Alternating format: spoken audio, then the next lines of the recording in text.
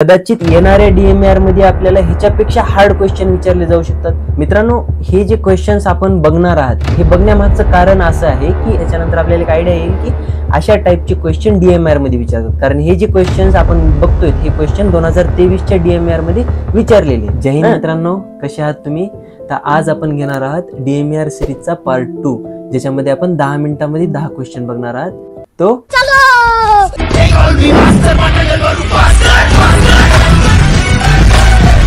तर चला बघूया.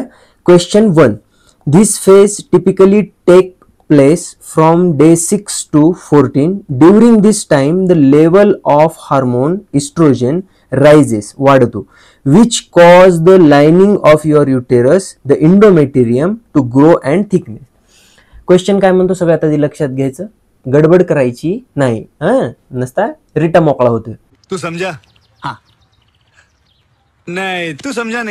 तर क्वेश्चन काय म्हणतो आपल्याला, असा कोणता फेस आहे जे की 6व्या दिवसापासून ते 14व्या दिवसापर्यंत असतो मेन्स्ट्रुअल सायकल मध्ये, आणि ज्यामध्ये एंडोमेट्रियमची जी थिकनेस आहे ती वाढती है ना. असा हे प्रश्न आपल्याला विचारतो. उदाहरणामध्ये समज, जसं तू एखाद्या तुझ्या मित्राला काय करतो, झाडावर चढितो, भाऊ तू लय भारी दिसायला लागलाय आज, दादा लय भारी दिसायले तुम्ही, काय दिसायले, बाप रे बाप, नेते दादा जे म्हणतो की नाही, चढितो. कायामुळे चढितो माहिती का तुला? माहिती आहे याला चढिलं की नाश्ता पाण्याची सोय होती आपल्याला. जसं तू त्याला चढितो, जसं तू त्याला तयार करतो खर्च करण्यासाठी, त्याच पद्धतीनं तुझं मेन्स्ट्रुअल सायकल मध्ये 6व्या दिवशीपासून ते 14व्या दिवशीपर्यंत एंडोमेट्रियमला तयार केलं जातं. कशासाठी? फर्टिलायझेशन चांगलं व्हावं म्हणून. तर असा कोणता फेस आहे ज्याच्यामध्ये एंडोमेट्रियमची साईज वाढते, असा एक क्वेश्चन विचारतो आपल्याला. त्याचे ऑप्शन्स काय काय आहेत बघा. पहिला ऑप्शन म्हणते द फॉलिक्युलर फेस, दुसरा ऑप्शन म्हणते ओव्ह्युलेशन फेस, तिसरा ऑप्शन आहे द मेन्सेस फेस, आणि चौथा ऑप्शन आहे ल्युटिनायझिंग हार्मोन फेस. तर याचा आपल्याला आन्सर काय आहे? याचा आन्सर आहे द फॉलिक्युलर फेस. आता फॉलिक्युलर फेस काय आहे? फॉलिक्युलर फेस मध्ये LH आणि FSH है ना, ह्यांचं प्रमाण अगदी जास्त वाढतो ह्या फेस मध्ये. ह्याच्यामुळे काय होते, एंडोमेट्रियमची जी थिकनेस आहे ती पण काय होती, वाढती. हे ह्या फेस मध्ये होते. आता दुसरे कोणते कोणते फेस आहेत मेन्स्ट्रुअल सायकल मध्ये, तर बघा लक्षात घ्या. मेन्स्ट्रुअल सायकल मध्ये 4 फेस आहेत. पहिला फेस असतो मेन्सेस फेस, ज्याला आपण मेन्स्ट्रुअल फेस म्हणतात, ज्याच्यामध्ये ब्लिडिंग होती. त्याच्यानंतर चालू होतो the follicular face. Follicular face मध्ये एंडोमेट्रियमची थिकनेस वाढती, म्हणजेच फर्टिलायझेशन साठी एक एन्व्हायरमेंट, चांगला एन्व्हायरमेंट तयार केला जातो. त्याच्यानंतर 15व्या दिवशी, 14व्या दिवशी किंवा 15व्या दिवशी ओव्ह्युलेशन फेस होतो, ज्याच्यामध्ये एग रिलीज होतं. आणि त्याच्यानंतर येतं ल्युटेंट फेस, ज्याच्यामध्ये फर्टिलायझेशनची चान्सेस खूप जास्त वाढतात. ओके है ना. ही सगळी काय आहेत, हे 4 मेन्स्ट्रुअल सायकलचे फेसेस आहेत, हे लक्षात ठेवा. ओव्ह्युलेशन फेस असतो 14व्या किंवा 15व्या दिवशी. मेन्सेस फेस असतो जसं की आता सांगितलं मी, पहिल्या 1 ते 5व्या दिवसापर्यंत असतो. ल्युटिनायझिंग हार्मोन फेस हे असा कोणता फेसच नसतो, हे ल्युटिनायझिंग हार्मोन असते एक, त्यालाच आपण LH म्हणतो. ह्या स्लाइड मध्ये इझी एक्सप्लेनेशन दिलेलं आहे, तर तुम्ही याचा स्क्रीनशॉट घेऊ शकता. आता आपल्याला बघायचं question 2. Dash dash is characterized by increased breakdown of RBCs due to auto antibodies with or without complete activation. Question काय म्हणतो आपल्याला, खालीलपैकी कोणत्या कंडिशन मध्ये RBC डिस्ट्रॉइड होतात? कशामुळं? ऑटो अँटीबॉडीज मुळे. म्हणजे स्वतःचीच इम्युन सिस्टीम स्वतःच्याच RBCs ला किल करते, म्हणजे स्वतःचीच बॉडी स्वतःचा रिट्टा मोकळा करायला बसलेली आहे. तर सगळ्यात पहिलं ऑप्शन काय याचं, ऑटो इम्युन HA, हिमोलायटिक ॲनिमिया, ज्याचा शॉर्ट फॉर्म आहे HA. त्याच्यानंतर आहे सेकंड ऑप्शन प्रॉक्सिमल नॉक्ट्युरल हेमोग्लोबिन्युरिया, त्यालाच PNH पण म्हणतात. त्याच्यानंतर आहे सिकल सेल डिसीज SCD, आणि ह्याच्यानंतर आहे हिमोलायटिक ॲनिमिया, ज्याला की HA म्हणतात. तर याचं करेक्ट आन्सर काय आहे? याचं करेक्ट आन्सर आहे ऑटो इम्युन HA, ज्यालाच आपण AIHA पण म्हणतो. ह्याच्यामध्ये काय होते, स्वतःचीच इम्युन सिस्टीम काय करते, मिस्टेक स्वतःच्याच RBCs ला काय करते, किल करायला चालू करते, ज्याच्यामुळे RBC डिक्रीज होतात बॉडीमध्ये आणि अनिमिया फॉर्म होतो. त्याच्यानंतर दुसरं ऑप्शन काय आहे आपल्याजवळ, प्रॉक्सिमल नॉक्ट्युरल हिमोग्लोबिन्युरिया. ह्याच्यामध्ये काय होते माहिती का, RBC डिस्ट्रॉय तर होतात पण मेम्ब्रेन डिफेक्ट मुळे. कशामुळं? मेम्ब्रेन डिफेक्टमुळे आरबीसी डिस्ट्रॉयड होतात, ना की ऑटो अँटीबॉडीजमुळे. ओके, ह्याच्यामध्ये पण डिक्रीज व्हायलात, पण कशामुळे? मेम्ब्रेन डिफेक्टमुळे. आता सिकल सेल डिसीज मध्ये काय होते? खूप जणांनी ऐकलं असेल, नाही ऐकलं तर मी सांगतो. सिकल सेल मध्ये काय होते माहितीये का? सी शेपचे आरबीसी तयार व्हायला लागतात. आरबीसीचा नॉर्मल शेप कसा आहे? असा आहे. तर आरबीसी असा चंद्रासारखा तयार होतो. तर ह्याला म्हणायचं सिकल सेल डिसीज. हे पण ऑटो अँटीबॉडीजमुळं ह्याच्यामध्ये प्रॉब्लेम येत नाही. हे स्ट्रक्चरल डिफेक्ट येते आरबीसी मध्ये. ह्याच्यानंतर आहे हिमोलायटिक अनिमिया. आता हे जे हिमोलायटिक अनिमिया आहे, काही जण म्हणतील सर हे पण आन्सर खरं आहे, करेक्ट आहे. तर करेक्ट आहे, पण ही जनरल टर्म आहे, है ना. हे जेवढे कोणते तुम्हाला डिसीज दिसत आहेत वरचे 3, हे 3 डिसीज ह्याच्याच अंडरमध्ये येतात, हिमोलायटिक अनिमियामध्ये. पण आपल्याला स्पेसिफिक एक कंडिशन विचारलेली आहे ज्याच्यामध्ये की ऑटो अँटीबॉडीजमुळे आरबीसी डिक्रीज होईल. तर त्याचा आन्सर आपल्याला काय येणार आहे? Auto immune haemolytic anaemia. ह्या स्लाइड मध्ये याचं डिटेल्ड एक्सप्लेनेशन दिलेलं आहे, तर नक्कीच तुम्ही याला वाचू शकता. तर आता आपल्याला बघायचंय question 3. According to the Maslow's hierarchy of needs, security of body, employment, resources, mortality, family, health and property comes under which of the following needs, है ना. तर मास्लो हायरार्की ऑफ नीड्स हे एक सिद्धांत आहे जे की दिलेलं आहे कोणाद्वारे? अब्राहम मास्लोने दिलेलं आहे 1943 मध्ये. तर हा क्वेश्चन विचारतो आपल्याला की security of body, employment, resources, mortality, family, health and property कशाच्या अंडरमध्ये येते? तर मास्लोनं दिलेल्या हायरार्की ऑफ नीड्स मध्ये 5 कॅटेगरीज आहेत. सगळ्यात आधी येते फिजिओलॉजिकल नीड्स, त्याच्यानंतर येते सेफ्टी नीड्स, त्याच्यानंतर येते लव्ह अँड बिलॉंगिंगनेस, त्याच्यानंतर येते एस्टीम नीड्स, आणि त्याच्या सगळ्यात शेवटी येते सेल्फ ऍक्च्युअलायझेशन नीड्स. तर हे जे क्रायटेरियाज आहेत, ह्या क्रायटेरियाज मध्ये आपण जे आता सांगितलं, security of needs, security, employment, नोकरी राहती की जाती, आता भीती वाटायला लागली, रिसोर्सेस, माझ्या खर्चा पाणी चलणार की नाही चलणार, भीती वाटायला लागली, निर्माण व्हायला लागली, फॅमिली, माझी फॅमिली चांगली राहणार की नाही राहणार, हेल्थ, माझं आरोग्य बरोबर राहील की नाही, म्हणजे एक भीती आहे ना माणसाला, है ना. आणि त्याच्यानंतर आहे प्रॉपर्टी, माझी प्रॉपर्टी, इथे एक प्लॉट घेऊ, तिथे एक प्लॉट घेऊ की नको, आता घेऊ का नंतर घेऊ, है ना, काय करू, माझ्या लेकरासाठी किती किती कमवू, हे सगळं कशामध्ये येते? सेफ्टी मध्ये येते. कशामध्ये येणार आहे? सेफ्टी मध्ये येणार. तर त्याच्यामुळे आपला आन्सर काय असणार आहे या क्वेश्चनचं? सेफ्टी. सेफ्टी ह्या क्रायटेरियामध्ये ह्या सगळ्या गोष्टी येतात. ह्या स्लाइड मध्ये ह्याचं इझी एक्सप्लेनेशन दिलेलं आहे, ह्याचं तुम्ही स्क्रीनशॉट घेऊ शकता किंवा याला डिटेलमध्ये वाचू शकता. Question number 4. The national programme for health care of elderly and health and wellness centres under the dash dash provide dedicated health care to elderly at primary health care settings. खालीलपैकी असा कोणता प्रोग्राम आहे ज्याच्यामध्ये डोंगऱ्यांचं आणि wellness सेंटर्सचं establishment केलं जाते, ज्याच्यामध्ये म्हातारे कुत्र्याले बघतात आणि ज्याच्यामध्ये वेलनेस सेंटर्स पण निर्माण केले जातात. खालीलपैकी कोणते? चला बघूया ऑप्शन्स. ह्याच्यामध्ये सगळ्यात पहिला ऑप्शन आहे आयुष्यमान भारत प्रोग्राम, त्याच्यानंतर आहे मिशन परिवार विकास, त्याच्यानंतर आहे scheme for improvement of medical service, त्याच्यानंतर आहे राष्ट्रीय आरोग्य निधी, आर्यनी ज्याला म्हणतो आपण. त्याचं राईट आन्सर काय होणार आहे? त्याचा राईट आन्सर आहे आयुष्यमान भारत प्रोग्राम, है ना. आयुष्यमान भारत प्रोग्राम मध्ये भरपूर टाइप्सच्या पेशंटची केअर केली जाते, ज्याच्यामध्ये एल्डरली पण येतात, चिल्ड्रन्स पण येतात, वुमन्स पण येतात आणि क्रोनिक डिसीज पण येतात. आणि ह्याच सोबत वेलनेस सेंटर पण इस्टॅब्लिश केले जातात. आता दुसरे ऑप्शन्स काय म्हणतात? दुसरे ऑप्शन्स कशा प्रकारे चुकीचे आहेत आपण बघूया. मिशन परिवार विकासामध्ये काय असते? हम दो हमारे दो असतात, त्याच्यामुळे जास्त पिळगाड होऊ द्यायचं नसते, त्याच्यामुळे हे मिशन परिवार विकास प्रोग्राम तयार केलेला आहे. ह्याच्यामध्ये फॅमिली प्लॅनिंग येते. आता scheme for improvement of medical services. आता scheme for improvement of medical services ह्याच्यामध्ये कोणाला केअर दिली जात नाही. ह्याच्यामध्ये काय केलं जाते माहिती का? जे मेडिकल सेंटर्स आहेत किंवा मेडिकल सर्व्हिसेस आहेत त्यांना अजून चांगल्या पद्धतीने कसं चांगला त्यांचा विकास करता येईल ते त्याच्यावरती फोकस केलं जाते. आणि राष्ट्रीय आरोग्य निधी काय आहे? आता राष्ट्रीय आरोग्य निधी म्हणजे पेशंटला आर्थिक सहायता दिली जाते. ज्या पेशंटचं ट्रीटमेंट सरकारी दवाखान्यामध्ये किंवा वेलनेस सेंटरमध्ये होऊ शकत नाही त्यांना काय दिलं जाते? त्यांना एक निधी दिली जाते जेणेकरून त्यांचं हायर ऑर्गनायझेशन मध्ये जाऊन त्यांची ट्रीटमेंट त्यांना घेता यावी. या स्लाइड मध्ये ह्याचं इझी एक्सप्लेनेशन आहे, तुम्ही याचे स्क्रीनशॉट घेऊ शकता. Question number 5. Dash dash is immunoglobulin account for around 75% of all antibodies in human body, है ना. आता प्रश्न काय म्हणते डिटेलमध्ये, आपला फॉर्म्युला काय, आधी प्रश्न समजून घ्यायचा. उगा मोकार उत्तर बघण्यात टाइम घालायचा नाही, आधी प्रश्न चांगल्या पद्धतीने समजून घ्यायचा, जेणेकरून चुकीचं उत्तर सिलेक्ट नाही झालं पाहिजे, है ना. नसता भाऊ, तुला माहिती आहे चुकीचा उत्तर आणि चुकीचा माणूस आयुष्यात आला की माणसाचा रिटा मोकळा होतो.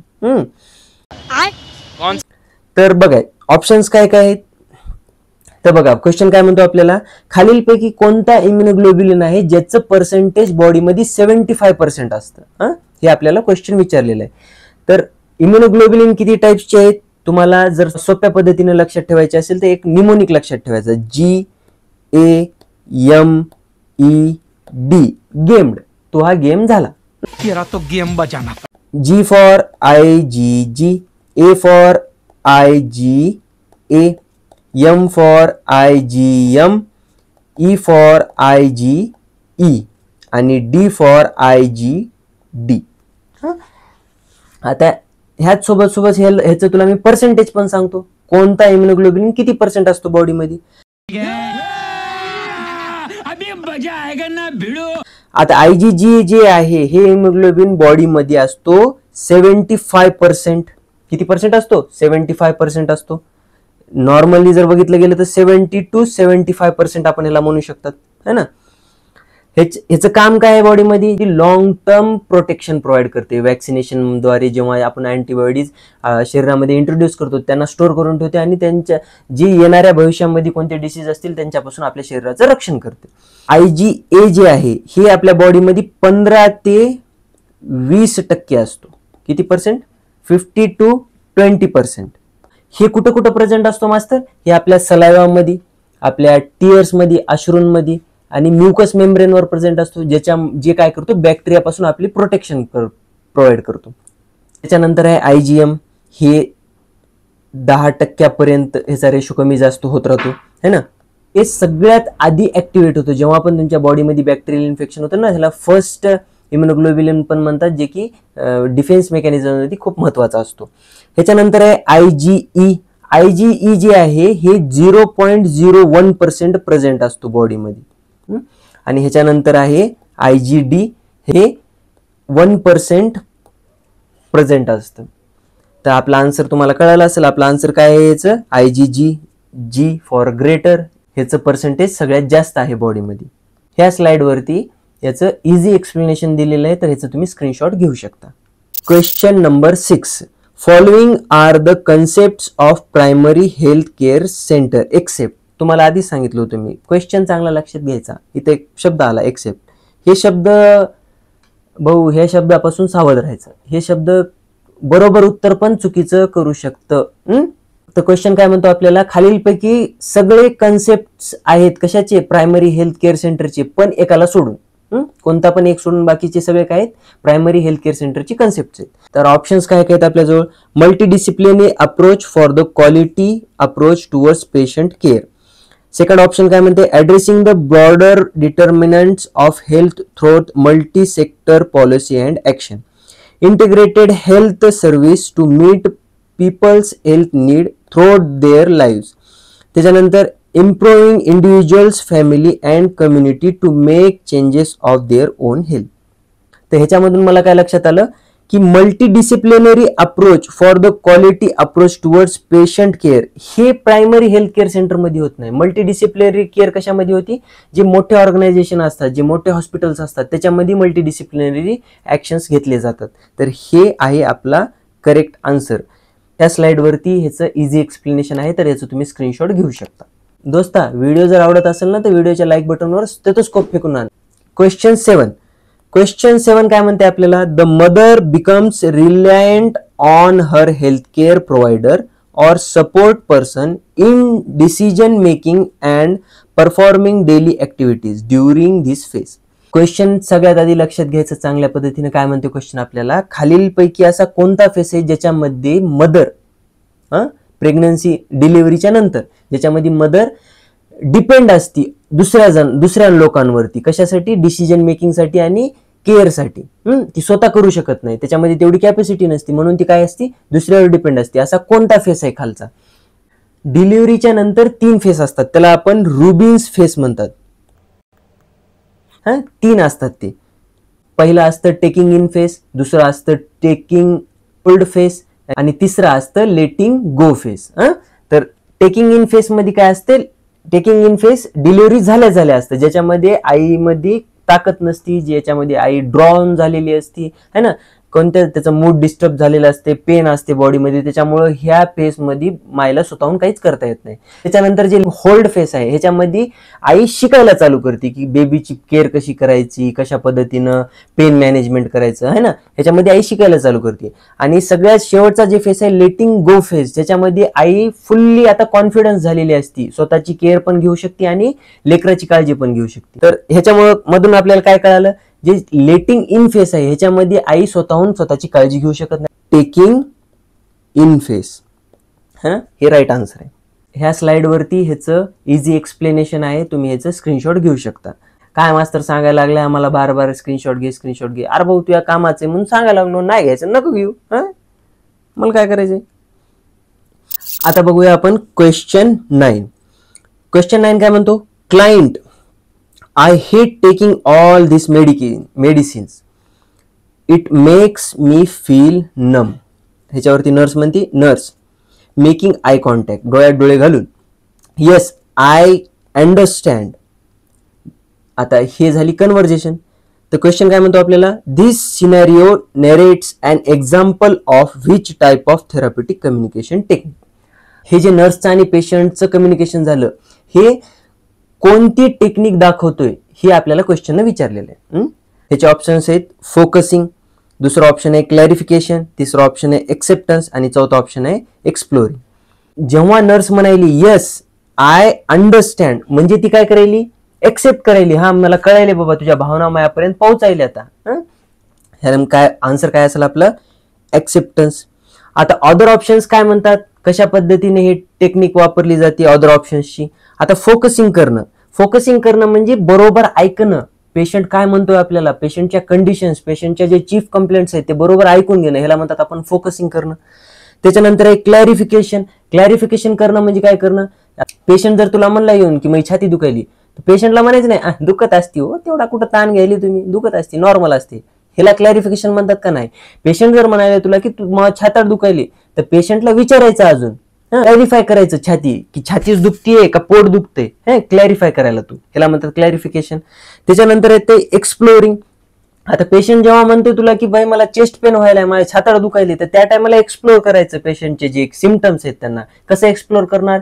त्याला विचारायचं की बाबा तुझी छाती डाव्या बाजूला दुखती का उजव्या बाजूला दुखती, तुझी छाती जी दुखायली ती कशी अशी टोचल्यासारखी दुखायली का नॉर्मल दुखायली, तुझ्या छातीमध्ये जळजळ करायली का, हे जे तू करतोय ह्याला काय म्हणतात आपण? एक्सप्लोर करायला तू, है ना, पेशंटच्या कंप्लेंट्सला. ही एक टाईप ऑफ टेक्निक्स आहेत, हे कम्युनिकेशनच्या टेक्निक्स आहेत. ह्या क्वेश्चनचं आन्सर आणि ह्याचं एक्सप्लेनेशन ह्या स्लाइडमध्ये दिलेलं आहे, तर तुम्ही ह्याचं एकदा स्क्रीनशॉट घेऊ शकता. आता बघायचं आपल्याला question 10. Human reservoirs include all except. इथं अजून एकदा ते शब्द आला पाहिजे गुड्या. कोणता शब्द? एक्सेप्ट, ज्याच्यामुळं आपला दुकान लागू शकतो असा शब्द. लक्षात घ्यायचा प्रश्न काय म्हणतोय आपल्याला? खालीलपैकी सगळे रिझर्व्हियर्स आहेत एकाला सोडून, एक्सेप्ट वन. आता ह्युमन रिझर्व्हियर कशाला म्हणायचं कुठे? ह्युमन रिझर्व्हियर म्हणजे चलती फिरती दुकान, रोगांची दुकान, है ना, चलती फिरती रोगांची दुकान. ऑप्शन्स काय काय आहेत आपल्याजवळ? Health care personal, patients, hospital surrounding आणि हाऊस होल्ड मेंबर्स. क्वेश्चन काय विचारताय आपल्याला? ह्युमन रिझर्व्हियर. ह्युमन म्हणजे सजीव, तुझ्यासारखा मायासारखा, सजीव माणसाला म्हणतात ह्युमन, है ना. तर खालीलपैकी सजीव कोण कोण आहेत ते बघायचं सगळ्यात आधी. सजीव कोण आहे? हेल्थ केअर पर्सनल सजीव आहे का निर्जीव आहे? सजीव आहे. पेशंट काय? सजीव आहे का निर्जीव आहे? सजीव आहे, है ना. पेशंट मेल्यावर त्याला डेड बॉडी म्हणतात, है ना. आणि त्याच्यानंतर हॉस्पिटल सराउंडिंग सजीव आहे का निर्जीव आहे? निर्जीव असती. बेड सजीव नाही ना, निर्जीव आहे, ज्याच्यावर तुला आपटितात. हाऊस होल्ड मेंबर्स, आन्सर काय आलं ह्याच्यामध्ये आपलं? Hospital surroundings. हॉस्पिटल सराउंडिंग्स काय आहेत? ह्युमन रिझर्व्हियर नाहीये, हे निर्जीव आहेत, है ना. ह्याचं इझी एक्सप्लेनेशन ह्या स्लाइडमध्ये दिलेलं आहे, त्याचा एकदा स्क्रीनशॉट तुम्ही घेऊ शकता. हे झाले आपले 10 प्रश्न जे की आपण 2023 मध्ये झालेल्या DMARच्या क्वेश्चन पेपर मधून घेतलेले आहेत. प्रिव्हियस क्वेश्चन्स आहेत हे. याला तुम्ही चांगल्या पद्धतीने बघू शकतात. तर मित्रांनो, व्हिडिओ आवडला असेल तर नक्कीच व्हिडिओला आपल्या मित्रांसोबत जे की DMARची तयारी करत आहेत त्यांच्यासोबत शेअर करा. आणि जर हा तुम्हाला चॅनल आवडला असेल तर चॅनलला सबस्क्राईब करा. भेटूया अजून एखाद्या नवीन व्हिडिओमध्ये. जय हिंद.